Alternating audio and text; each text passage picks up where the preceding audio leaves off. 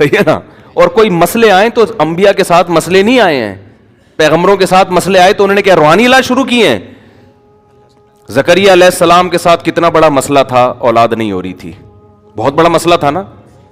وہ تو کہیں نہیں ملتا کہ وہ کسی روحانی علاج میں گئے, کسی نے کچھ کیا ہوا ہے, یار میں صحت مند بھی, میری زوجہ بھی صحت مند, اولاد ہی نہیں ہو رہی, مسئلہ کیا ہے. نہیں نہیں نہیں, دعائیں مانگتے رہے. اور پھر قرآن کیا کہہ رہا ہے, ذکر رحمت ربک عبدہ زکریا. دعا کا خدا کی قسم اتنا مزہ ہے دعا مانگنے میں, اتنا مزہ ہے. مسئلہ حل ہو ٹھیک تو بھی, نہیں ہو تو بھی, یار اللہ کے دفتر میں فائل جمع کرا دی ہے.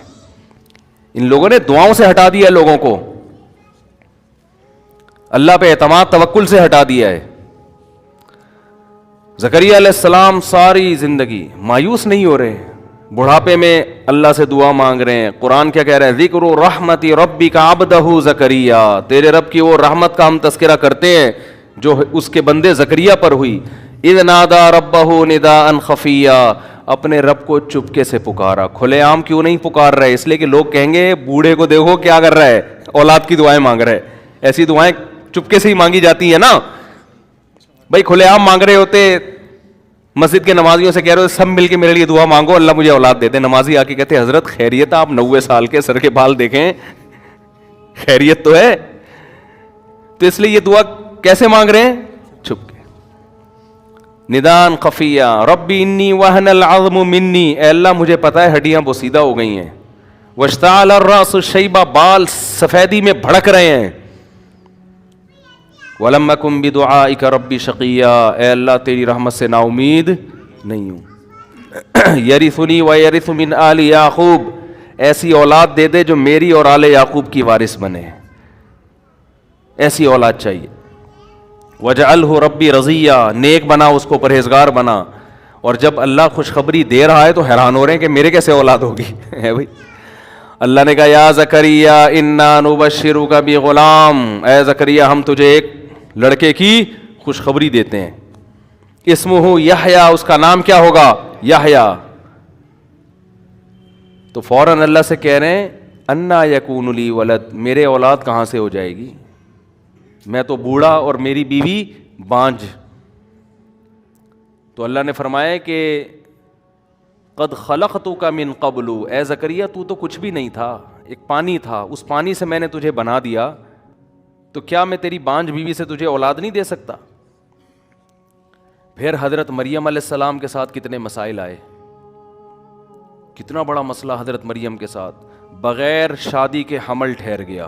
اتنی پریشان, یا لیتنی مت قبل ھذا, کاش اس دن سے پہلے میں مر جاتی. وکنت نسیا منسیا, میرا کوئی تذکرہ ہی نہ ہوتا کہ مریم نام کی کوئی عورت پیدا ہوئی ہے, کیونکہ ایک پاک دامن شریف عورت کو حمل ٹھہر جائے بغیر شوہر کے, وہ قوم کو کیا منہ دکھائے گی, قوم کو کیسے سمجھائے گی. لیکن یہ کہیں بھی نہیں کہ چلو اب کسی بابے ہیں وہاں روحانی ہیں ان سے رابطہ کرتے ہیں, شاید کچھ پڑھنے کو بتا دیں. وہ دعائیں مانگ رہی ہیں اللہ سے. حمل ٹھہر گیا, جب ولادت کا وقت آیا تو اللہ نے کیا فرمایا کہ حزی الیک بجذع النخلۃ تساقط علیک رطبا جنیا, اے مریم غم نہ کر, لا تحزنی, غم نہ کر. کھجور کے جو تازہ کھجوریں ہیں نا, ان کی ٹہنی کو ہلا کے کھجور کھا اور پانی پی. اور جب کوئی تجھ سے پوچھے کہ یہ بیٹا کہاں سے آیا تو اشارے سے کہہ دینا انی نذرت للرحمن صوما فلن اکلم اليوم انسیا, کہ میں نے منت مانی ہوئی ہے آج روزے کی. پہلے زمانے میں خاموشی کا روزہ بھی ہوتا تھا, چپ کا روزہ. میں نے منت مانی ہوئی ہے آج میں کسی سے کلام نہیں کروں گی. اور ٹینشن, لوگ کہیں گے واہ واہ آج ہی روزہ رکھنا تھا, ہے بھائی, ہے بھائی, روزہ بھی آج ہی رکھنا تھا. لیکن جیسے جیسے اللہ کہہ رہے ہیں ویسے ویسے حضرت مریم کر رہی ہیں. بھئی اللہ نے آزمائش میں ڈالا, اللہ ہی بچائے گا. کہیں نہیں کہ چلو یار کچھ تعویذ کر لو, کچھ دھاگا باندھ لو, وہاں چلتے ہیں ان سے دم کرواتے ہیں, کچھ شاید کچھ مسئلہ حل ہو جائے. بھئی اللہ کی طرف سے آزمائش ہے, نکالے گا کون, اللہ. جیسے جیسے اللہ کہہ رہے ہیں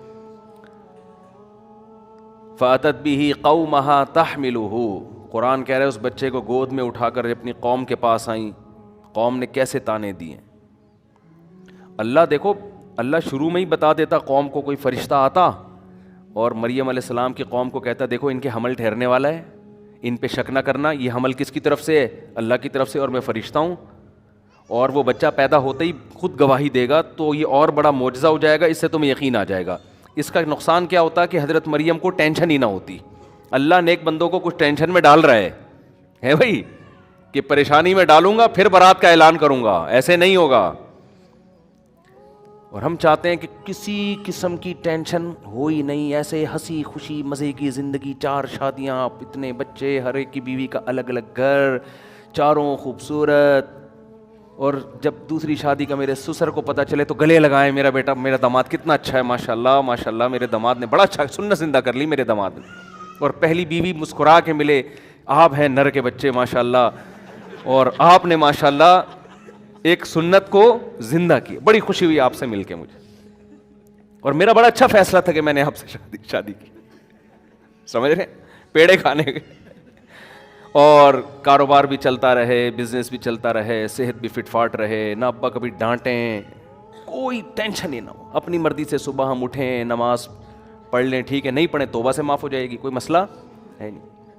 توبہ سے نماز معاف ہو جاتی ہے, علماء سے سارے گناہ توبہ سے معاف ہو جاتے, نماز بھی توبہ سے معاف ہو جاتی ہے, تو کیا ہو گیا, پڑھ لی ٹھیک ہے, نہیں پڑھے تو توبہ توبہ استغفر اللہ, معاف ہو جاتی ہے نا. اس سے داڑھی رکھنی ہے ٹھیک ہے, نہیں رکھی تو بھی ٹھیک ہے, اور اللہ بھلا کرے. بینک میں آپ سودی جاب ہے, حرام آمدن ہے, 5 لاکھ روپے آپ کو مل رہے ہیں, تو اگر بالکل اس کا آلٹرنیٹ کسی اسلامک بینک میں 5 لاکھ مل جائے اسی پروٹوکول کے ساتھ تو چھوڑ دیں گے. نہیں تو اگر 4,99,999 مل رہے ہیں تو مجبوری میں بھائی حرام بھی انسان کما سکتا ہے.